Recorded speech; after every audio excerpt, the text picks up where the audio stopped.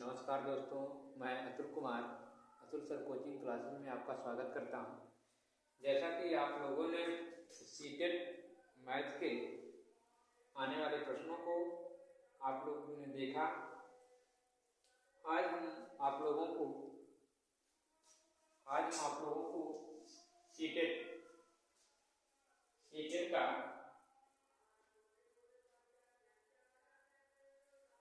Math का pedagogy आप लोगों को बताएंगे। ठीक है, पेडागोजी में हम आज आप लोगों को सोच पर आधारित प्रश्नों को लेकर आया हूं, जो परीक्षा में इससे प्रश्न अवश्य बनते हैं। दोस्तों, ये थॉट है यानी सोच जो है क्या करता है,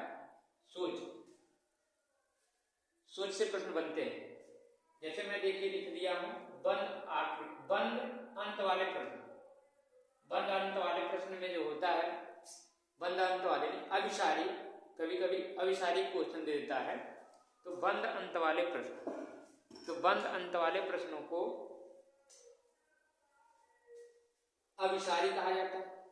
बंद अंत वाले प्रश्न को अभिसारी कहा जाता है। और अपसारी होता है, खुले अंत वाले प्रश्न को अपसारी कहा जाता है। अप माने ऊपर, अभि माने बंद। जैसे आप लोग इस तरह समझिएगा, अभिमन्यु को क्या अभिमन्यु को लोग चारों तरफ से क्या करके बंद करके मारे थे ना, तो बंद का मतलब समझ जाइएगा, इसमें एक ही प्रकार के आपको आंसर देना पड़ता है, फैक्ट होता है। देखो इसमें दिया है, मैं दिया हूं आपके सामने, कॉलम बना करके लिख दिया हूं। तो पहला दिया है, ऐसे प्रश्न का उत्तर केवल एक प्रकार से दिया जाता है। कैसे? यानी अभिसारी प्रश्नों का जो प्रश्न होते हैं उनके उत्तर जो होते हैं एक ही दिए जाते हैं, एक ही प्रकार से दिए जाते हैं, अनेक प्रकार से नहीं। जब अनेक प्रकार से हो जाएंगे तो अपसारी हो जाएगा। ठीक, तो ऐसे प्रश्न का उत्तर केवल एक प्रकार से दिया जा सकता है। ऐसे प्रश्नों का उत्तर निश्चित एवं स्पष्ट होता है। इसका उत्तर जो होता है, अभिसारी का जो उत्तर होता है वह निश्चित और स्पष्ट होता है। ठीक, तीसरा पॉइंट दिया है। ठीक, उत्तर सरल लगते हैं। इसके उत्तर कैसे होते हैं? सरल दिखते हैं। ठीक है, इसके उत्तर कैसे लगते हैं? सरल दिखते हैं। ठीक, अभिसारी के उत्तर सरल दिखते हैं, सरल लगते हैं। और अपसारी क्या होता है? ऐसे प्रश्न का उत्तर एक से अधिक, यानी एक अधिक प्रकार से दिए जाते हैं। इसके यानी अपसारी प्रश्नों का आंसर जो होता है एक से अधिक प्रकार से आप दे सकते हैं। ठीक, जैसे 12 है, 12 का हम पूछ लें, 12 का गुणनखंड बताइए, तो 4 3 12 होगा, 6 दूनी 12 होगा। ठीक है, 4 3 12, 6 दूनी 12, 6 6 12, 6 36 हो जाएगा। यानी एक से अधिक उत्तर इसके हो जा रहा है। ठीक है, बात समझ रहे हैं? यानी इनके जो आंसर दिए जाएंगे एक से अधिक दिए जाएंगे। ठीक, ऐसे प्रश्नों का उत्तर अनिश्चित एवं अस्पष्ट होता है। क्या होता है? अनिश्चित भी होता है और अस्पष्ट भी होता है।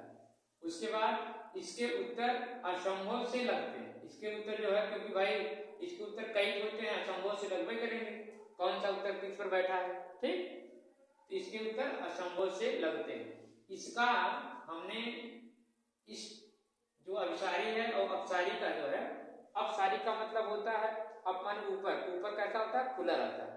ऊपर कैसा होता है? हमारा आसमान पूरा खुला हुआ है, तो अप माने ऊपर। आप समझिएगा, इसके जो उत्तर दिए जाएंगे, इसका जो उत्तर दिया जाएगा ये आप कई प्रकार से दे सकते हैं। अपसारी के प्रश्नों का उत्तर आप कई प्रकार से दे सकते हैं, लेकिन अभिसारी के प्रश्नों का उत्तर आप एक उसका फैक्ट उत्तर होता है। जैसे 6 गुणे 4 रख दिया जाए तो 6 चौके 24 ही निश्चित आएगा। ठीक, क्योंकि उसमें चेंज नहीं कर सकते। 6 गुणे 4 के हिसाब से आप 28 नहीं रख सकते, 24 ही लिखेंगे। ठीक, वही चीजें हैं आपके सामने। आप खुद है एक प्रश्न मैंने लिखा, यहाँ देखिए लिखा है, गणित के कक्षा कक्ष में अध्यापक ने निम्नलिखित कुछ प्रश्न प्रस्तुत किए। गणित के एक कक्षा कक्ष में, यानी कक्षा में, क्लास में, ठीक है, अध्यापक ने कुछ प्रश्न प्रस्तुत किए। कौन सा प्रश्न था? देखिए, उस आयत का क्या क्षेत्र है जिसकी एक भुजा 5 सेंटीमीटर? कितनी है, एक भुजा 5 सेंटीमीटर। कह रहे हैं कि उस आयत का क्या क्षेत्र है, क्या क्षेत्रफल होगा जिसकी एक भुजा कितनी है, 5 सेंटीमीटर है। यानी इसका जो है, जैसे इसमें बता रहा है कि आयत आप जानते हैं कि आमने सामने भुजाएं कैसी होती हैं, बराबर होती है। एक भुजा 5 सेंटीमीटर का है, मैंने इसको 5 सेंटीमीटर दिया, भी 5 सेंटीमीटर, और परिमाप इसका 30 सेंटीमीटर है। मतलब इसका परिमाप कितने का, 30 सेंटीमीटर। इसका उत्तर क्या आएगा, निश्चित आएगा। ठीक, इसका उत्तर क्या आएगा, निश्चित आएगा, आयक नहीं आएगा। यानी जब ये 5 5 10 हो ही गए और बचा कितना, 20, तो जब 20 बचा है ये 10 होगा, ये 10 होगा। ठीक है, 10 5 15, 15 10 25 5 30, यानी इसके उत्तर जो आ रहे हैं क्या आ रहे हैं, फिक्स आ रहे हैं। तो इसका मतलब यह क्या है, बंद वाला, यानी यह बंद वाला। ठीक है, आप इसको बंद वाला लिख सकते हैं, ये बंद वाला, बंद अंत वाले प्रश्न हो गए। ये आपका बंद अंत वाला प्रश्न है। ठीक, इसको बंद अंत वाला लिख दीजिए। उसके बाद उन संख्याओं का समुच्चय ज्ञान कीजिए जिनका माध्यक जो है 4। अब आप 4 का माध्यक कई तो बता सकते हैं। जैसे 4 यहाँ बीच में आ जाए, इसके 2 यहाँ रख दो, यहाँ 5 रख दो। 5 और 2 का माध्यक यानी बीच में पड़ रहा है, यानी माध्यक वो होता है जो उधर से गिनती, बाएं से गिनती मानने पर उनकी संख्या बराबर आए। जैसे इधर देखिए पहला दूसरा नंबर इधर भी है, इधर पहला दूसरा, यानी इसका माध्यक जो होगा 4 होगा। आप इसको कई प्रकार बता सकते हैं, जैसे आप कर सकते हैं 1 3 4 ले सकते हैं। ठीक है, या 2 रख दीजिए, 1 2 3 4 5 6। ठीक है, और 7। अब इसका माध्यक कौन होगा, 4 आएगा। कैसे, 1 2 3 अंक इधर भी, 1 2 3 अंक इधर भी, चौथे पर 4 आ रहा है। इसका माध्यक इस प्रकार हम बता सकते हैं। ठीक, तो इनके जो है आंसर कई प्रकार से बता सकते हैं। ये खुला वाला, ये कैसा है, खुला है। ठीक, ये खुला है। अब कह रहा है 0 8 के मध्य सभी अभाज्य संख्याओं की सूची बनाइए।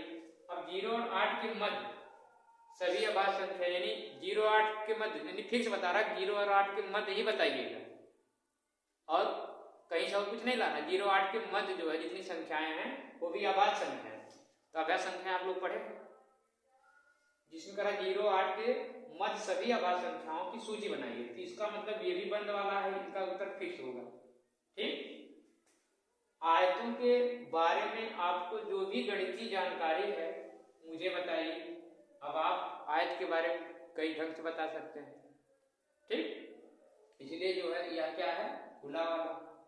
अर्थात अब देखिए इसमें कौन सा ऑप्शन सही है, ए बंद सिरे वाला प्रश्न है, खाली एक के बता रहा है, इसका मतलब ये गलत है। ए और सी, हमारा ए और सी दोनों देखो, ए और सी, ए कामा सी बंद सिरे वाले हैं। ठीक है, और बी और डी मुक्त सिरे वाले हैं, यानी खुले।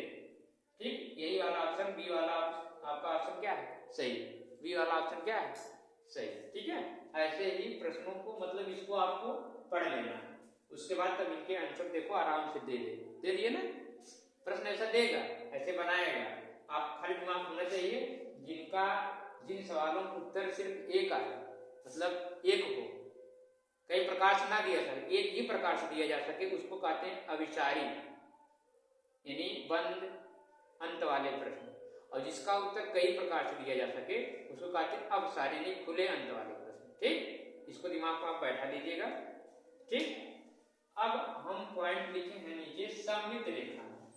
सममित रेखा आप लोग कंफ्यूज होते हैं सममित में। सममित का मतलब समान होता है, यानी भुजाएं कैसी हो, समान हो।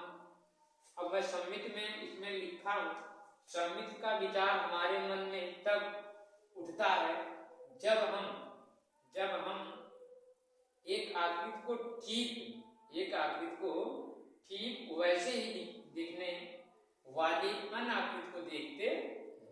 ठीक है, मतलब हमारे मन में सवाल उठता है जब हम किसी आकृति को ऐसे एकदम आकृति देख लेते तब हम कहते हैं कि यार ये तो उसी टाइप की वाली है, एकदम सेम वैसे।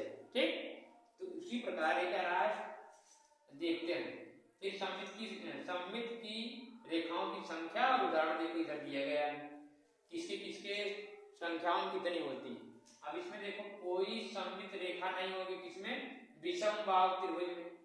विषम बाहु त्रिभुज में कोई नहीं सॉरी कोई सममित रेखा नहीं होगी किसमें, विषम बाहु त्रिभुज। विषम बाहु त्रिभुज आप लोग जानते हैं, इसको मिटा दें, इसको मिटा दें, ठीक।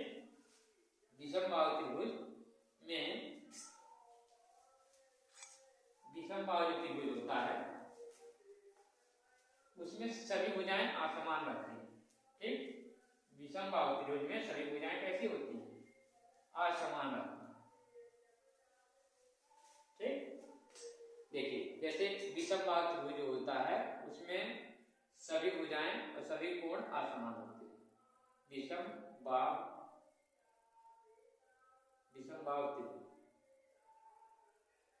ठीक।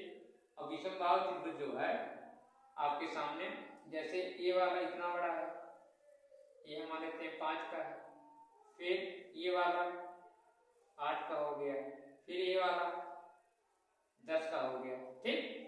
इनमें सममित रेखाएं समान नहीं बनेंगी, इसमें एक भी सममित रेखाएं खींची नहीं जा सकती कोई भी, यानी विषम समबाहु त्रिभुज में कोई भी सममित रेखा खींची नहीं जा सकती, ठीक।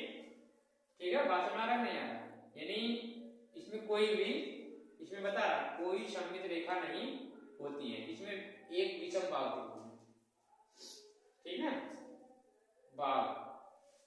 विषम बाहु त्रिभुज। और फिर कह रहा है कि एक समद्विबाहु त्रिभुज में, समद्विबाहु त्रिभुज का मतलब होता है सम माने समान, द्वि माने द्वि, बाहु माने भुजा, इसमें दो भुजाएं क्या बराबर हो, जैसे ये वाली एक तो ये भुजा हो गई, एक तो ये भुजा हो गई, ये दोनों भुजाएं क्या हो गई, समान रहेंगी। और ये वाली देखिए बढ़ेगी, ठीक। इसमें देखो ये समान है, ये अगर 10 का है, ये 5 की, ठीक। इनमें दो भुजाएं कैसी होती हैं, समान होती हैं। समद्विबाहु त्रिभुज में दो भुजाएं समान होती हैं। और इसमें कहा केवल एक सममित रेखा खींची जा सकती है, इसमें समद्विबाहु त्रिभुज में सिर्फ एक सममित रेखा, जैसे इधर से आप चाहें कि इसको खींच सकते हैं, इसको इधर एक दूसरे को ढक लेंगे। सममित का मतलब पहली आकृति दूसरे आकृति क्या करे, पूरी वैसे ढक ले, उसी को कहते हैं सममित, ठीक। आपको बताया था। अब आपके पास दे दिया है समबाहु त्रिभुज, समबाहु त्रिभुज।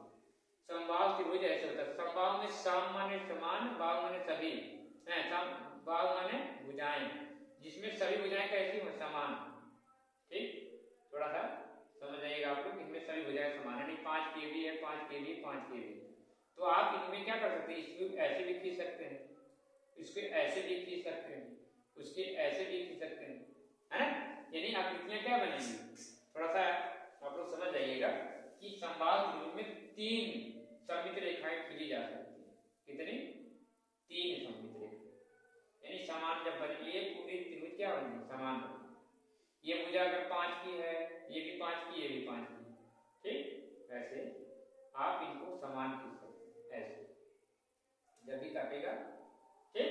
इनमें कितना हुआ, 1 2 3, यानी समबाहु त्रिभुज में हम 3 सममित रेखाएं खींच सकते हैं, ठीक। आयत और चतुर्भुज में, आयत और चतुर्भुज, आयत आप लोग जानते हैं, आयत ऐसा होता है, आयत में आमने सामने भुजाएं बराबर होती हैं। अभी आयत के सवाल आपके सामने आया है, ठीक। ये देखिए, अगर ये मान लीजिए 3 का है, ये 3 का है, ये 5 का है, ये 5 का है, ठीक। तो इनमें क्या रहा, कितने खींच सकते हैं आप, 2 सममित रेखाएं खींच सकते हैं, एक तो ऐसे और एक तो ऐसे, ठीक। ये सममित रेखा है। जब भी जैसे ये वाला इसको ढक लेगा, मतलब ये चारों एक दूसरे को ढक लेंगे, चारों एक दूसरे क्या करेंगे, ढक लेंगे, तो वही सममित, ठीक, उसी को सममित करते हैं।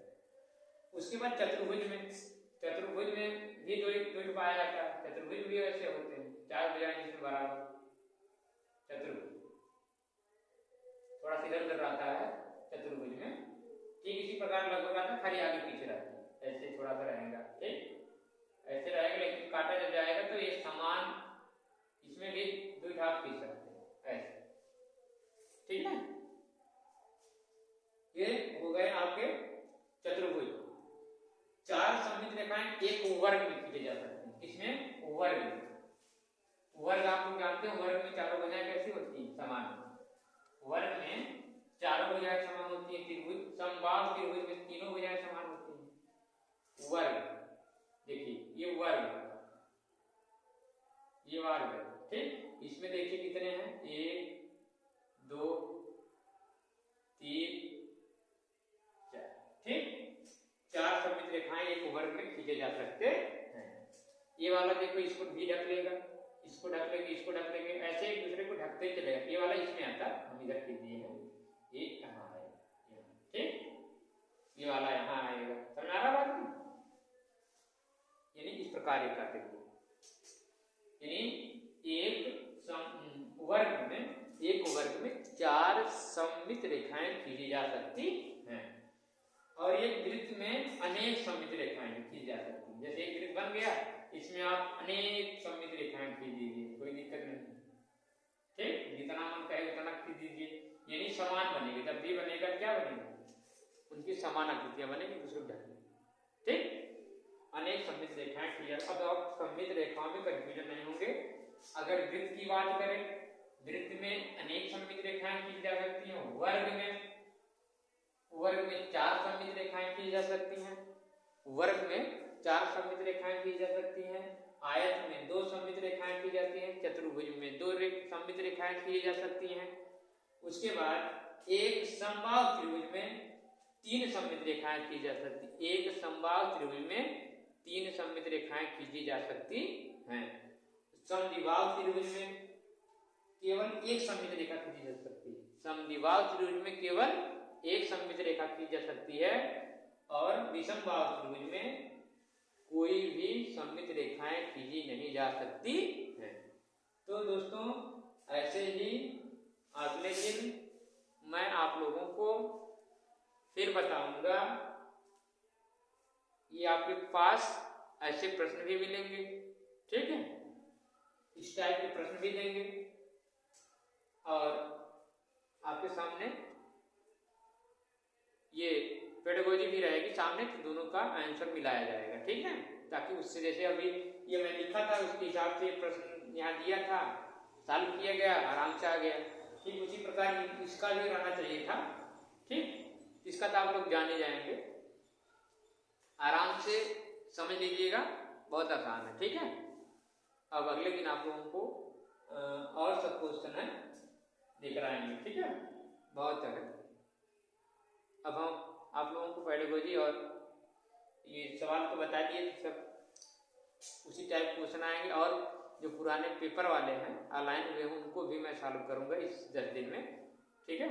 उसको भी आप लोग देखते रहिएगा, ठीक। धन्यवाद।